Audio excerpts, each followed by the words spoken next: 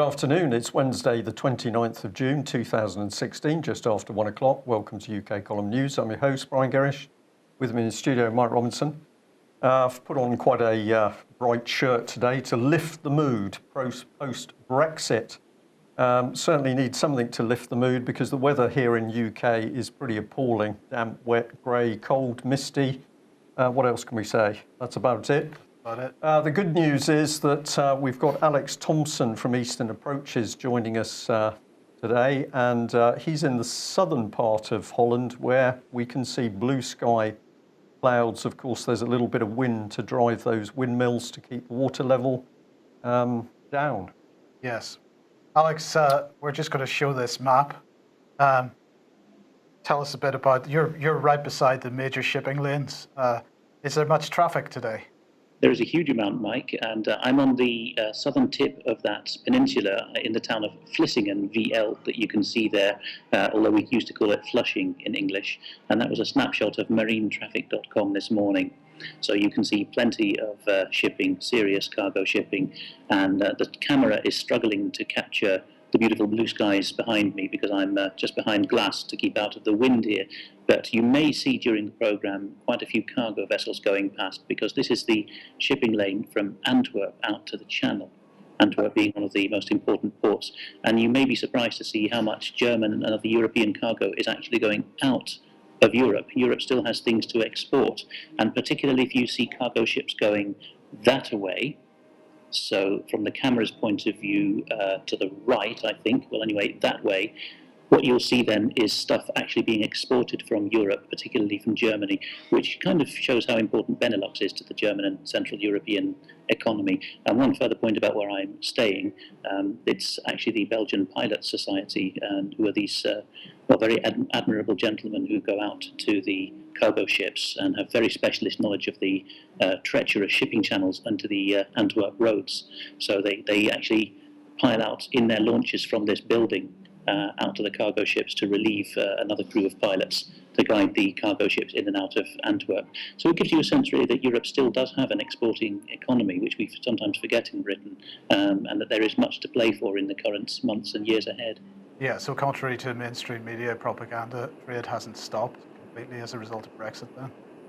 Not at all, not at all. I mean, I come here 3-4 times a year, and cargo is always booming, summer and winter. And it's by no means just Chinese shipping inbound. There's a lot of stuff going out of here as well. Okay, well, thank you for that opening, Alex. We'll just introduce a little bit of the total chaos, the ridiculous nature of the British media at the moment. And I had to pick on Tim Farron here, who's reported in Breitbart. And remember that we really don't have a party anymore called the Lib Dems.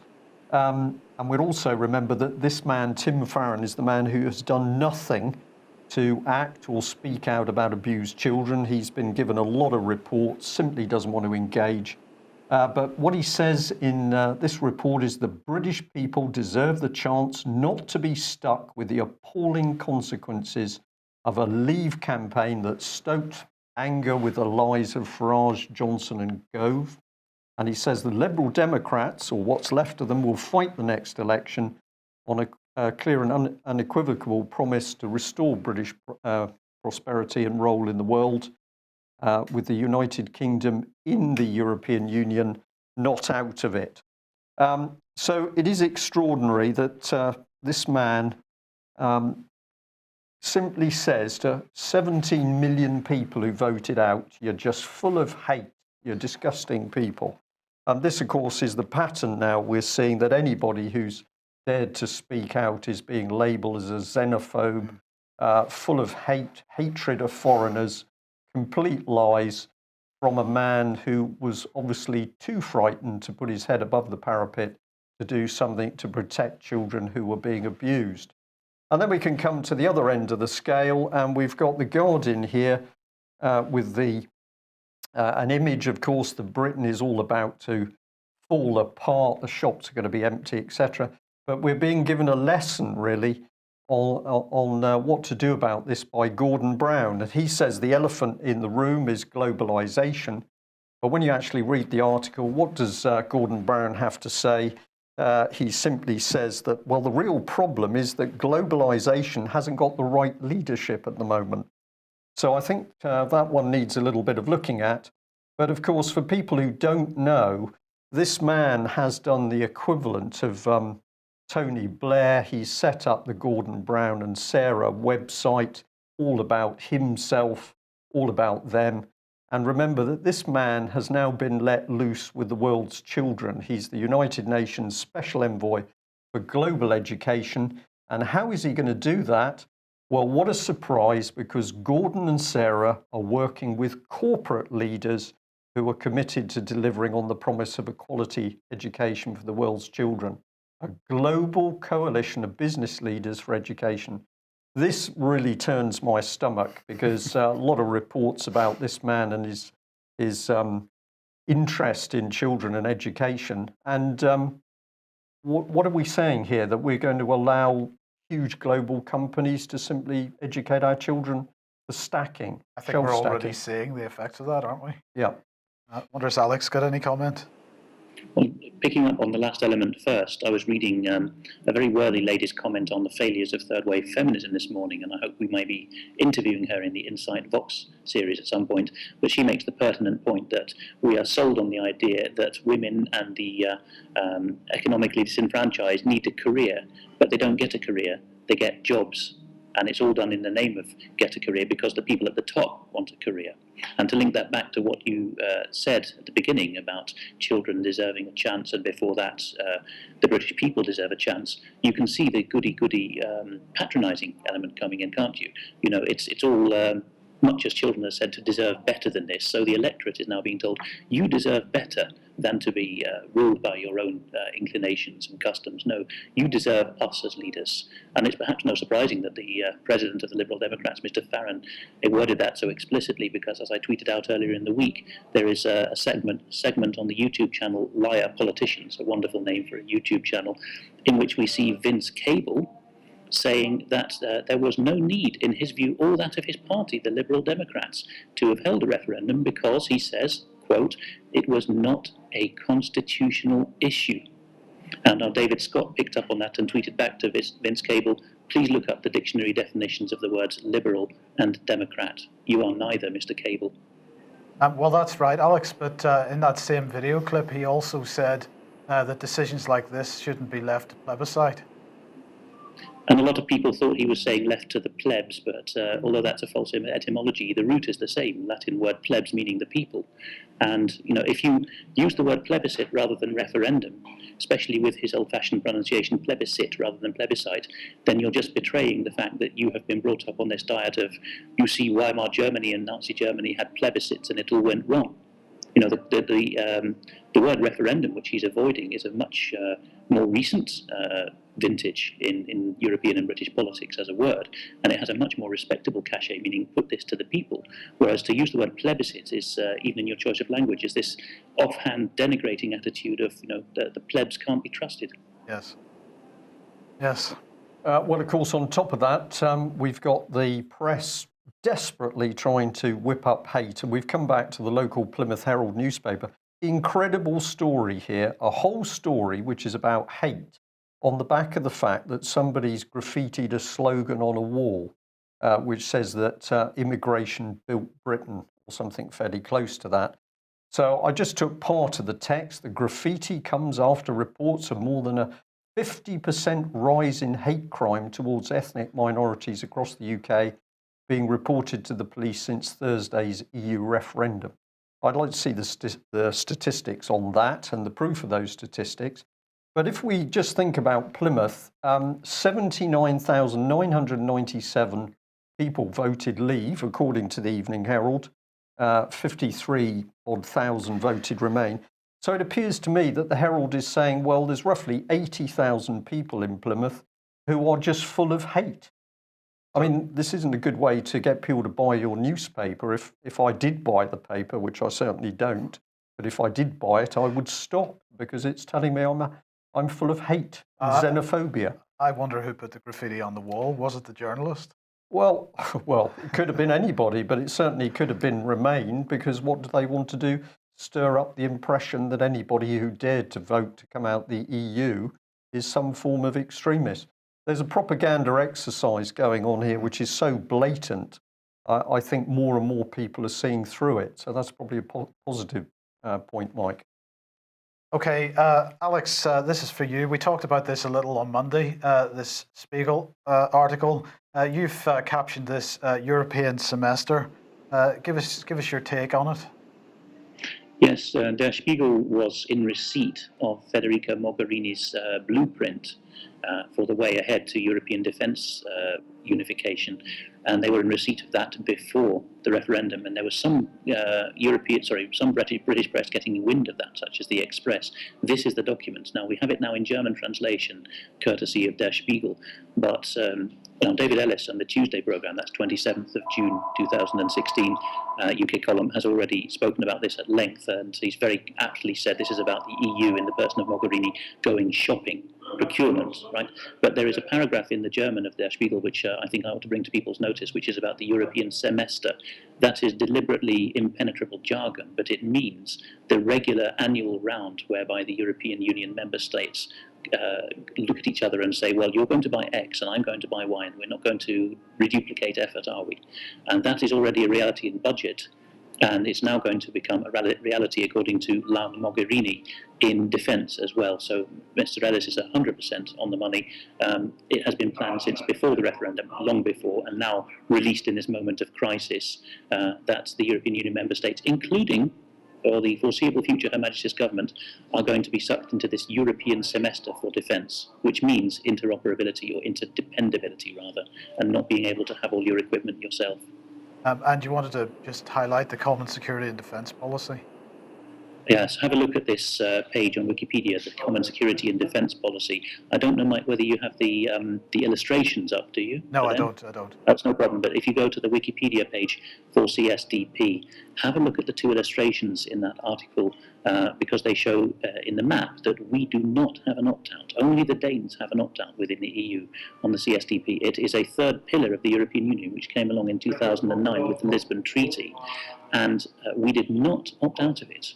We can't have this lazy assumption that whenever there's an opt-out, Britain is one of the opt-out states. It isn't. Gordon Brown did not opt us out of the CSDP, and we are committed to everything, and we have wound up the Western European Union, which is the European version of NATO, the mutual commitment to defence, because of having signed up to CSDP at Lisbon Treaty.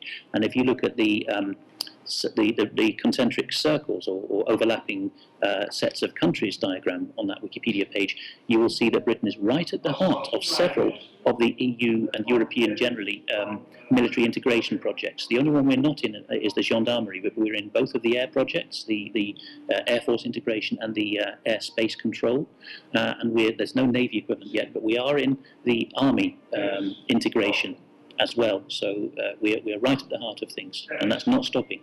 Well, that's a very interesting point you make, because yesterday we recorded an edition of Insight covering exactly this. This was exactly one of the topics in that. That will be available probably early next week. And we had that specific diagram up and discussed it on the program. But the other thing that you mentioned there, Alex, was this word interdependence. And we see this is something which a lot of people miss. It's something which is fundamental to so many policies. We're seeing that not only in defence policy, but in manufacturing. I mean, if we look at Airbus as an example, Airbus is, there's no factory in any particular country which is totally independent. It is interdependent on the British to make the wings, on the Germans to do something else. We're seeing Boeing moving towards this model and moving factories away from Seattle, although they're not moving to an international model yet. But interdependence at every level of governance at the moment, it is a staggering move in that direction, isn't it? It very much is. I've been speaking to David Ellis one-to-one since he's become regular on the UK column, and I won't go into detail, but I can confirm his trustworthiness, which just oozes out of what he says anyway, and his bearing, because it so happens that we were in the same locality 20 years ago and met some of the same evildoers and put two halves of our stories together and completed the jigsaw puzzle. So David Ellis has really got his head screwed on. And the interdependability that we're talking about, I've seen personally in living in post-Soviet Georgia, where the town just outside Tbilisi, where they made the aluminium sheeting and tubing called Rustavi. That's due to central planning, deliberately made the aluminium sheeting. Okay, that's a civilian application, but it made it for the whole of the USSR. And I was there 7-8 years after the collapse of the USSR, and the Georgians were still having to sell their tubing at knockdown rates for replacement currencies to the Latvians and the Ukrainians and the Kazakhs, because they didn't have that capacity there. But there was nothing to go in these aluminium tubes, no toothpaste or whatever. That was being made in another republic. That's a civilian example. The United States has copied this model as well to make sure that no state, not even Texas, can secede. And I do notice, if you just encourage people again to look at the Wikipedia page on the CSDP, the Common Security and Defence Policy. If you look at the overlapping Venn diagram, and then if you take the trouble to look at the individual acronyms of those things that we're in, those bodies, you will see a startling number of them started as a Franco-British bilateral agreement in the mid-90s, at the late stages of the major government. That is where the treason began. We can't blame Blair for everything. Well, that is a spectacular segue into the next section, Brian. It is, because the recent discussion over this forthcoming military, European military machine, is that we've been back looking at the Franco-British Council. And of course, with that wonderful thing, hindsight, we're getting a very, very interesting picture emerge. So let's go back to the 6th of October 2010. So there was a Franco-British Defence Cooperation Roundtable. It was invitation only, it was behind closed doors, and we say it was held to deceive the British public and to facilitate the creation of the EU military. So who was in this? Well, we've got Sir Peter Westmacott, who was the then British ambassador in Paris. So this all took place at his residence. Gisela Stuart was there, very interesting lady, of course, German-born. At the time, Select Committee Foreign Affairs. She was one of the co-chairs. Let's have a look at the rest. Well, we got this very interesting man, Jonathan Isle, from the Royal United Services Institute, which we keep mentioning. He's Romanian by birth, and interesting to see him sitting alongside Britain's German-born MP, Gisela Stuart. And then we can bring in Françoise Hostelier, National Assembly of France. So this is the high-level French government participation, and these form the three co-chairs of the meeting. Well, we've got the military, so Contra-Amiral Pascal Aucer, and we're also very interested in this man who has become extremely powerful in British aerospace, but at the time he was involved with strategic military projects. Huge amount of knowledge in his head about British military capability. And remember, this is a closed door meeting. So we ask straight away, was there a breach of the Official Secrets Act? We've got Senator Xavier Pintat, who was part of the Defence Committee of the French Senate. We had Edward Lee MP. He was an expert at the time on the public purse. Also has a French family links, which I find very interesting. We've got another French admiral. We've got Baroness Taylor, and this gives us an insight because at the time she was UK Minister with a specialist area of defence equipment. So here we can see the procurement starting to come in. And then let's bring in Vice Admiral Paul Lambert, who at the time Deputy Chief of Defence Staff Equipment Capability. And actually, when we published this article in 2010 in the newspaper, we had a larger image of Paul Lambert. That's a cropped version of it. And he was, if you remember, we captioned it "cap in hand" because he was standing there. Frontal is the French military company, with almost begging with his cap. But the point is, invite only, closed door meeting back in October 2010. Where this group of pan-European people were deciding how to start integrating European military. Now, isn't it remarkable that Miss Gisela Stuart, if I pronounced that correctly, when the Leave vote was approached with devastating information that there was to be the formation of an EU military, her organisation ran a mile. She did not want to go near the subject. And we're now going to say, could it be that she ran away with her organisation because, of course, she'd sat in the very meetings that had been there to set up the EU military? Now, why did we say that? Well, we're just going to have a look at this statement, and then we'll have a look at a timeline. So this was a quote from the Franco-British Council, and this was one of the earlier meetings. The purpose of this meeting was twofold. Firstly, to extend the Franco-British Council British-French Defence Initiative of October 2009, particularly on the basis of industrial considerations linked to competitive military capabilities. And secondly, ahead of a decisive period in British politics, ahead of the general election in May 2010 and the Strategic Defence Review in the fourth quarter of the same year, it seemed important to resume discussions before the formation of a new government and a reassessment of British strategic priorities, all done behind closed doors, Mike. Yes. Very, very interesting. Now look at the timeline. So it was in October 2009 that they'd already put together the British-French Defence Initiative. Then we hop to the 9th of March 2010, where we've got a big meeting on this subject. 11th of May 2010, Cameron forms government. On 6th of October 2010, we've got another high-level meeting about the Franco-British Defence Initiative. And then, hey presto, Cameron's in government, and on the 2nd of November, he can suddenly announce a 50-year defence pact with the French. Why? Because he'd committed treason by putting this together behind closed doors. Alex, it may have been difficult for you to follow that, but if you were able to on your device, any comments? Yes, Brian, I was able to follow that well, and thank you for putting it together so concisely. On the narrow issue of whether treason was committed and whether the Official Secrets Act was breached, now the likes of me, who have been in the intelligence agencies, signed the Official Secrets Act, and I've always been reminded by those alert to such things like my father that actually signing the OSA doesn't make a blind bit of difference because statutes bind everyone in the realm. It's just really a psychological exercise to make you justly afraid of spilling the beans on Her Majesty's secrets.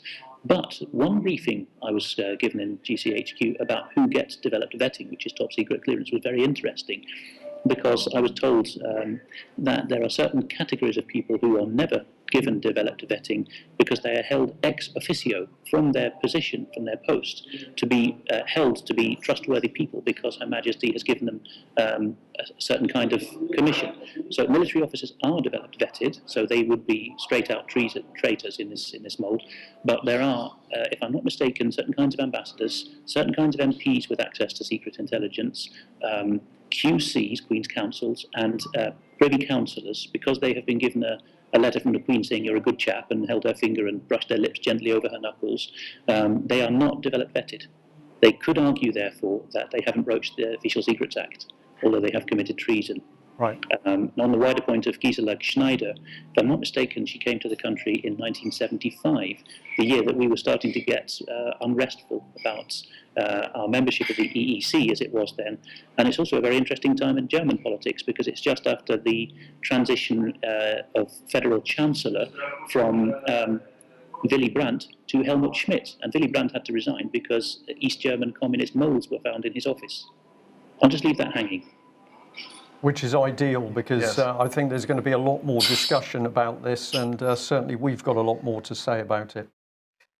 So, Alex, should we worry that English is not going to be an official EU language following Brexit? Well, it would be a great tragedy for me professionally because the EU is the greatest gravy train going for interpreters and translators. But no, we shouldn't worry. This shows you, just in a domain I know a lot about, language, but it reflects out to other issues, shows you how little understanding there is in these hastily penned pieces that are appearing in outlets like Politico.eu and our broadsheet papers as well. There are two other member states of the EU, which are not in danger of leaving, the Irish Republic and Malta. Well, they're certainly not going to leave because they're eyes deep in debt. So they're dependent on the munificence of Germany et al. But anyway, they have English as an official language. And the idea is that because they have in their own right said, after joining, well, we'd like our traditional languages, Maltese and Irish respectively, to be official languages. Therefore, according to one reading of the treaty, they don't have a right to specify English. So if and when the UK leaves, is the line, English will not be an official language. Well, it's just a narrow example of what idiocy is written, because Irish officials, they're just like British officials. They're not going to be able to read documents in French and German or speak in French and German from the floor. So, of course, English will carry on. Yes. Okay, well, you wanted me to include this one. The EU referendum shows how the sovereignty of Britain's people can now trump its parliament. And you asked me to put a couple of quotes on here. How do you want to do this? Do you want to discuss this first and put the quotes up?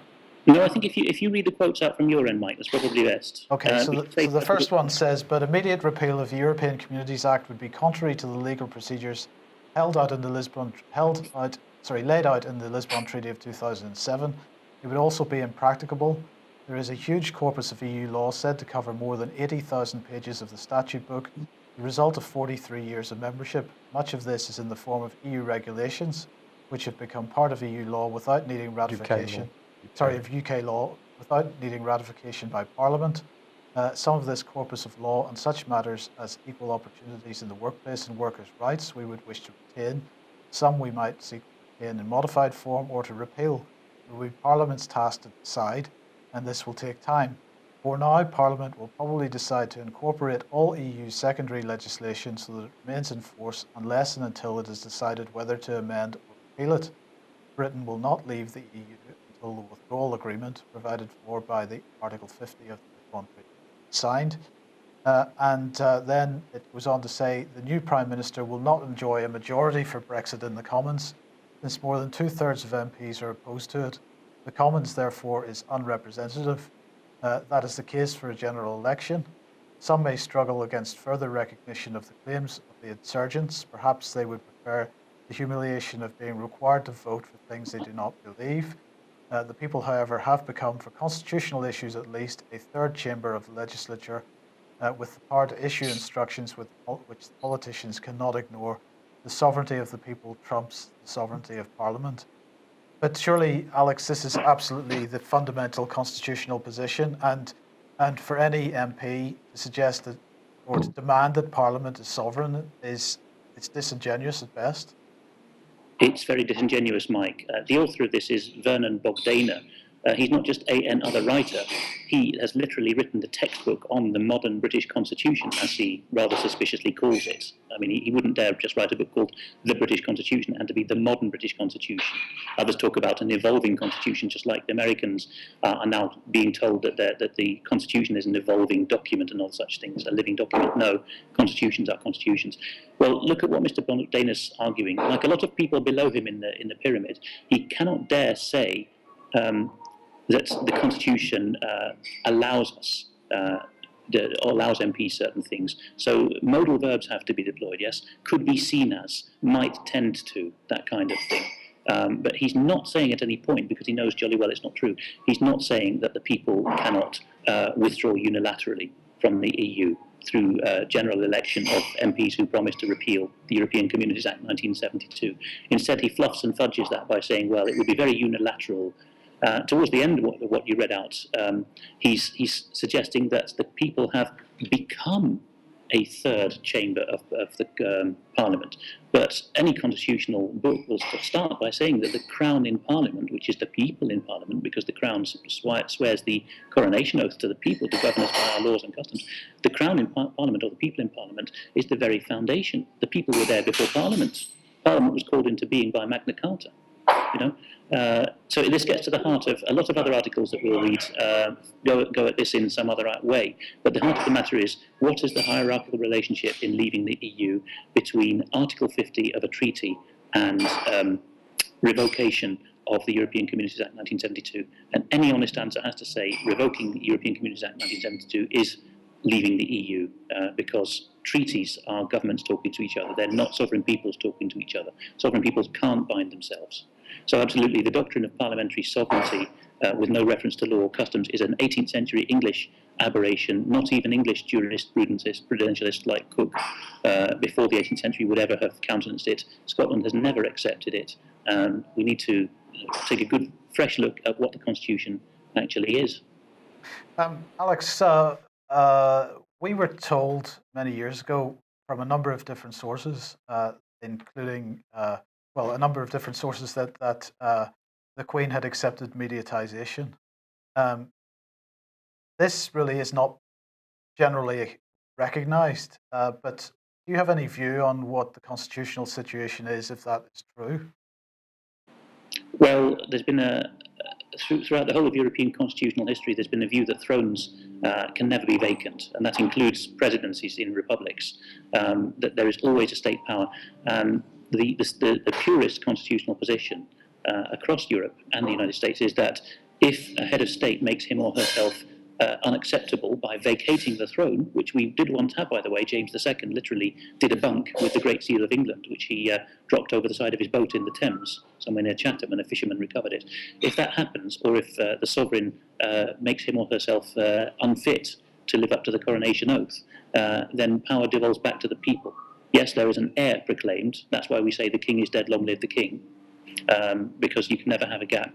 But you cannot say that a crown that's gone awry is still ruling through its ministers. If anyone's wondering what mediatisation is, it's the process that Napoleon used to break up the Holy Roman Empire, the German Empire, in 1806. After centuries of these sovereign principalities in Germany, Napoleon came along to these prince-bishops and said, you can still be lord of your 5 acres of land and keep the bells and whistles as long as you allow me to set up a sovereign state in Germany. You see, so transference of sovereignty. Yes. Okay. Well, that explains that quite nicely. Thank you very much for that. Now, Guido Fawkes, then, are we going to kill Farage? I can't believe this stuff. Catherine Gee. I mean, I don't know if this is the Barclay twins made this hire, but it certainly shows you the way that the Telegraph is going. She's suggesting on screen here in her tweets yesterday that it would have been a good idea to kill Nigel Farage as a baby, and she's a Telegraph journalist. Now, if you look at her Twitter feed, it's sex, sex, sex, celebrities, celebrities, sex. And we're to believe her on politics? Well, if I may, Alex, I've seen this increasingly, really. If you just go to look at the journalists who are responsible for stories, Daily Mail, wherever it is, I now regularly read the story and then I go to look at the journalist, and you go and look at their Facebook page or their Twitter accounts, and they are overwhelmingly full of puerile, very, very immature stuff. And this is the quality of the journalists that we've got at the moment.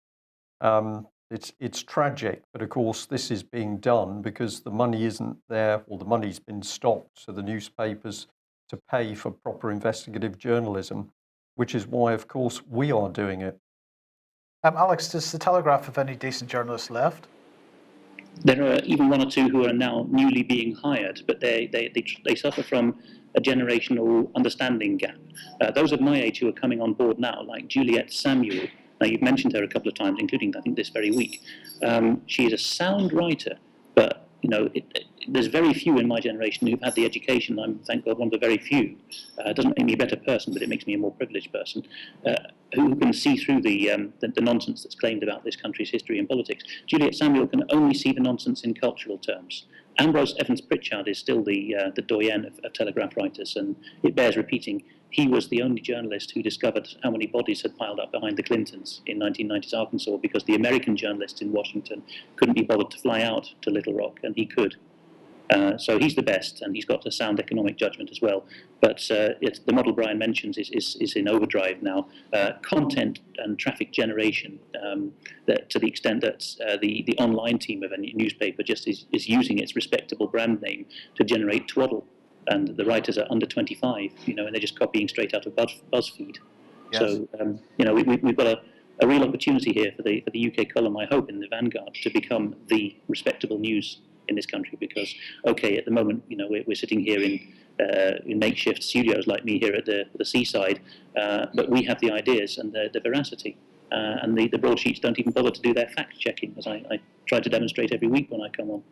Well, if I just say, Alex, you say makeshift studios and you're sat there in a cafe, I can hear a little bit of cups being moved in the background. But when I hear those sounds, I'm picturing a man or a woman going about their daily work. What do they want? They want to have a job that pays them the money they need. They want to get on with their lives. People who are using that cafe want to be there for normal social interaction and enjoyment.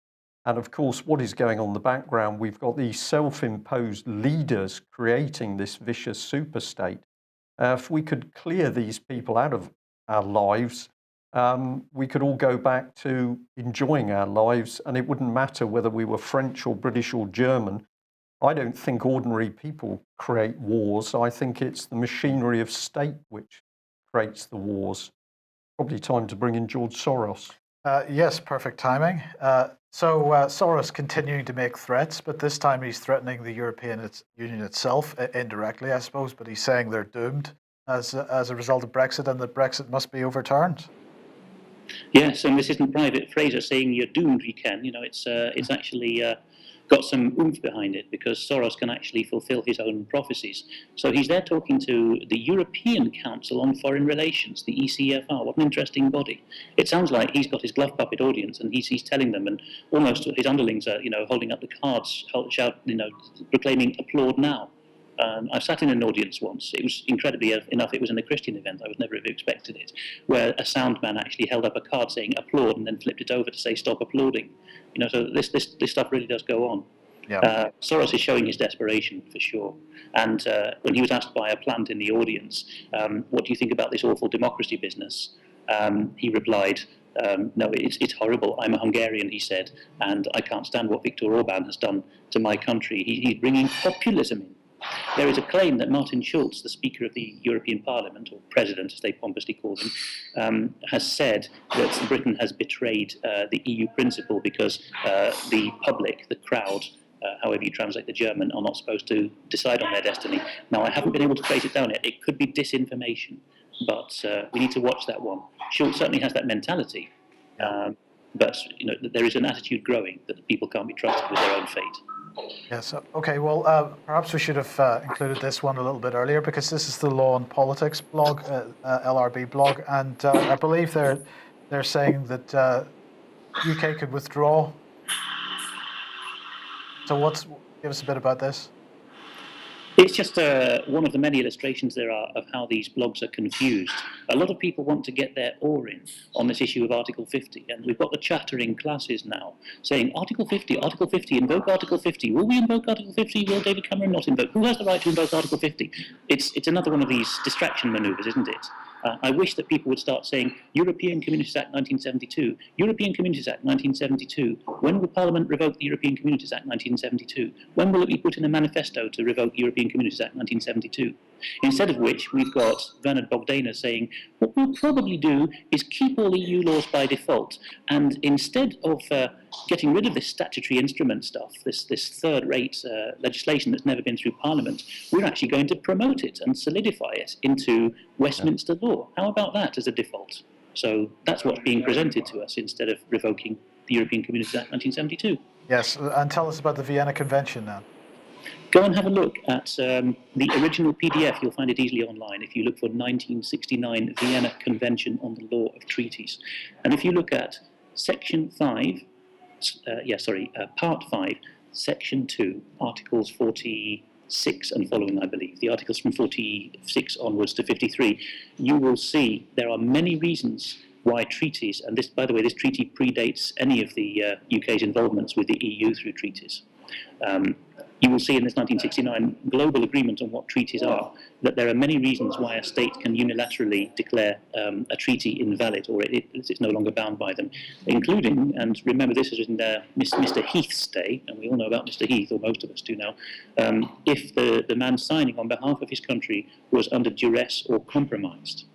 And the first article in that series of nullifications is very interesting. It says that a nation can revoke its loyalty or its being bound by a treaty if the treaty substantially breaches its own domestic law and so that it was no longer acting in good faith.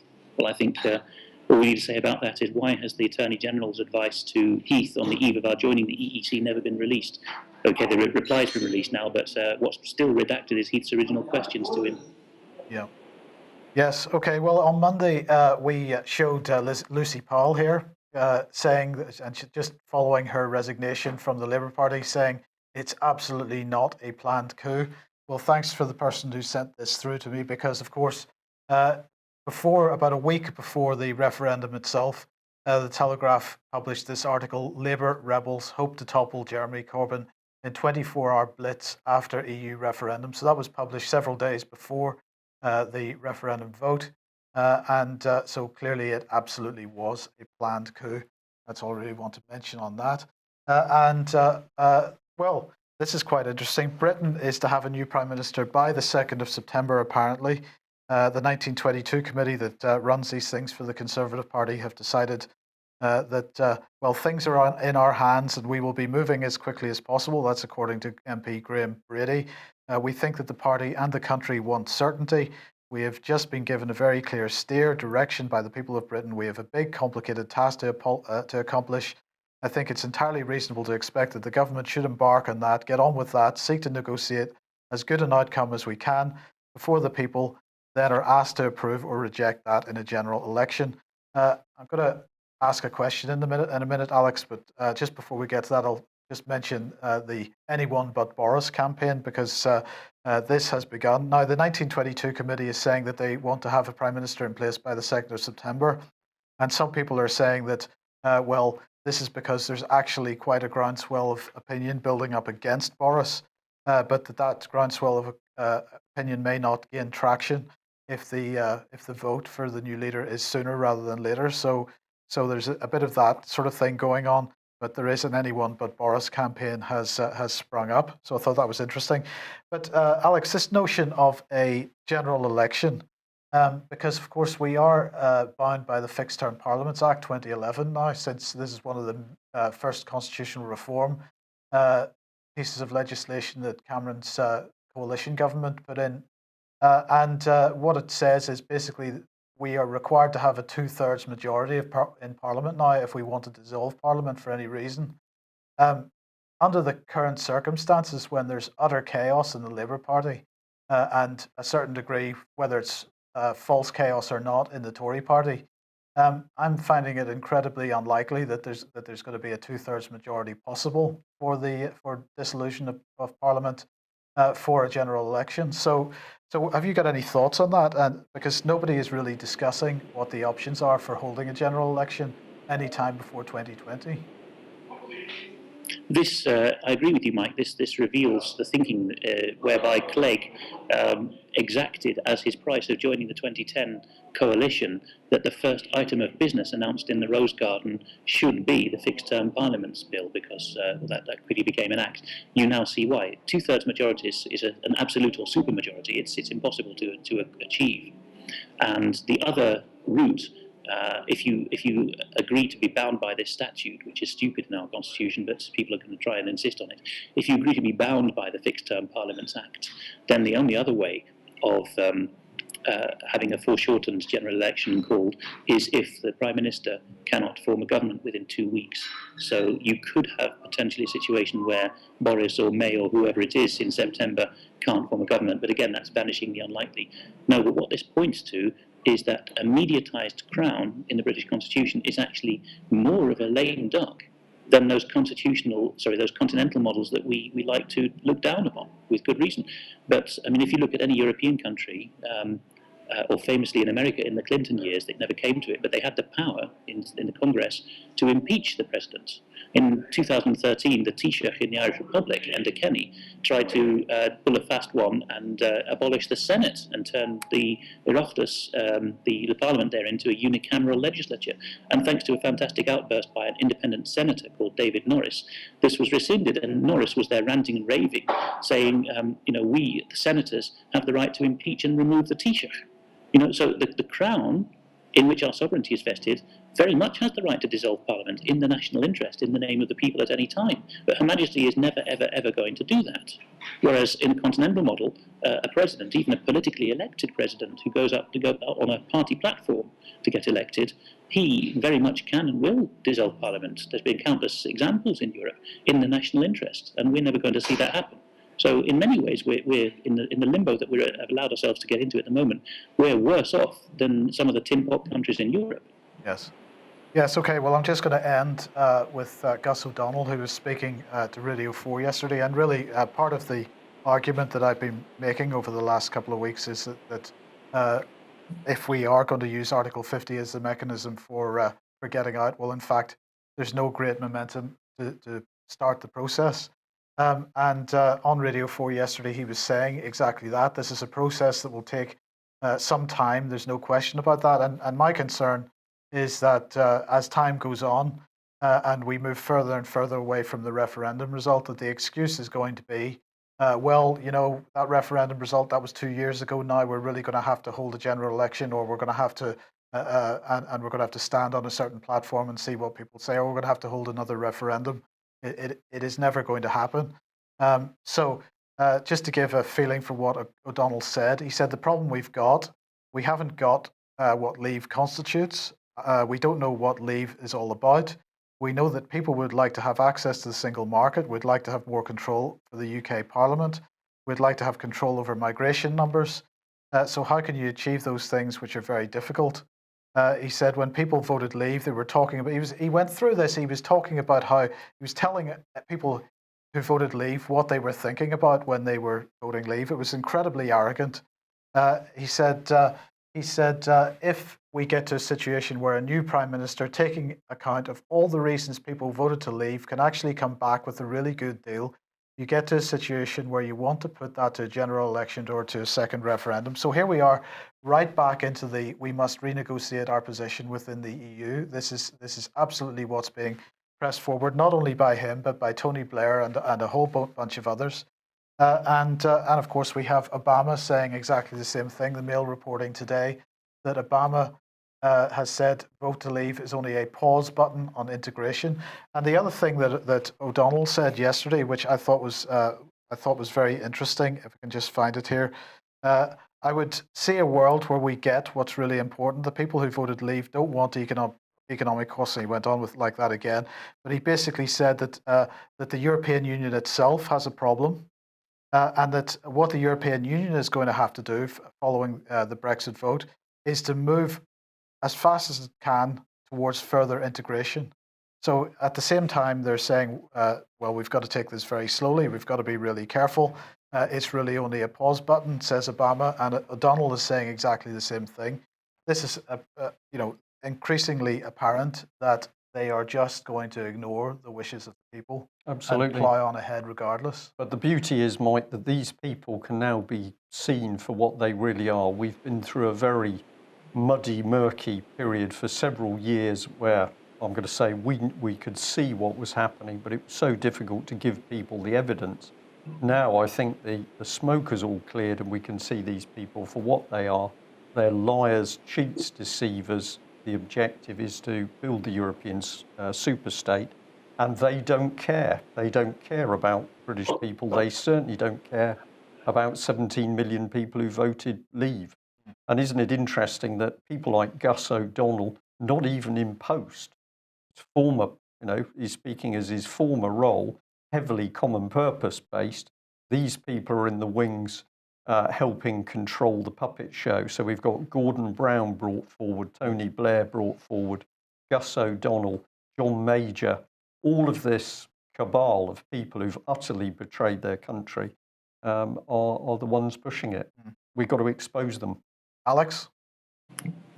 Gus O'Donnell was the last head of the civil service in the time when I was serving.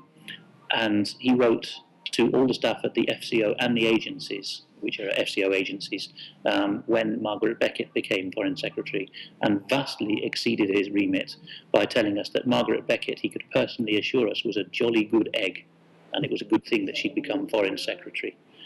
He was so arrogant that he was known by his initials, and he put it about himself. I think he rather enjoyed it. He was known by his initials, G.O.D. I think that tells you all you need to know about O'Donnell. Yes. Yeah. Okay. Okay, well, Alex, thank you very much for joining us, giving you giving us your time. Have a cup of coffee and whatever else goes with it there in Holland. Outsmiter, probably. What are we going to say to people? Well, we know now that there are 17 million people out there who are starting to go up the steps of knowledge about what the EU really is. We think that people who have been researching for many years, it's time to go out and seek those people, encourage them, give them the evidence that they need so that they can win over other people as to the dangers of the European Union. And one of the subjects we've really got to keep our eye on is what's happening to the British military, because the integration into the EU army continues apace. We know that we've got retired senior British military officers in denial that they were part of the very actions that are now leading to that European army. These people have got to be encouraged to stand up and be counted. I am happy to say I'm absolutely appalled at the cowardice amongst senior British military officers as they watch their country handed over to a foreign power. We will end just on the subject of Melanie Shaw. I have been able to speak to Melanie, very interesting. She's back in prison. She's been put in segregation, so effectively she's having better treatment, but she's being given special treatment, which is that she's not in with other prisoners, and there's uncertainty around court proceedings. How has she ended up in this position? I would say because the stress of having her son taken away by the state after she whistle blew on child abuse has been a great strain on her constitution. So if you can write to Melanie, we did put up the address on yesterday's news, and you can freeze frame that segment. We'll also get it up on the website. And I'm very pleased to say that after our announcement yesterday that Brian and Janice Doherty were missing, in fact, within the timescale of yesterday's news, somebody reported that they were safe and well, but they have had to lead a very secretive life because they are still subject to horrific abuse and intimidation by the state, principally now, of course, the Garda in Ireland, the Irish state, in collaboration with Police Scotland and the Scottish state. So what a state of affairs as we see what Britain has become under the Blairite and the Cameron governments, a dictatorship, and we're getting the arrogance to show that in Parliament at the moment, Mike. Yeah. Okay, that's it from us. Thank you very much for joining us. If you're not a subscriber, please consider taking out a subscription. It's only with your help we can do what we do. Thanks for joining us. Bye-bye. Bye-bye.